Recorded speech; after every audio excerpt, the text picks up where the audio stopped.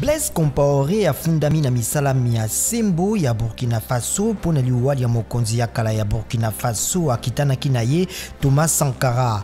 Parquet ya basoda elobi ete bilembo mingi bimonisi ete Blaise Compaoré oyo akambaka Burkina Faso koleka mibu tuku mibale na sambo yambo abenganama azalaki na liwali ya Thomas Sankara. Couvre-feu elongolami na bituka bizali na COVID-19 mingi te na ekolo Congo démocratique pe epusani kobanda ngonga zomi ya butu kino ya minei ya ntongo na Kinshasa.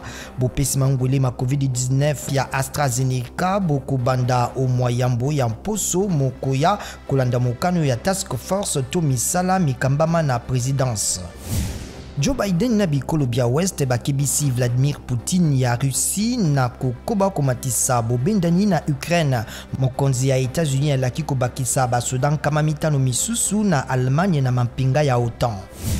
Bovandi esika moko mikolo mingi to sédentarité bokoki komema na liwa tango moto akozwa COVID-19 elakisi bolukiluki likolo ya bato nkoto tuku mitano. Bato baye bazangaki kosala ngala sisi pene na mibu mibale ya mbona bobandi ya bokono bwa COVID-19 na mokili bazali na likama mingi elobi British Journal of Sports Medicine.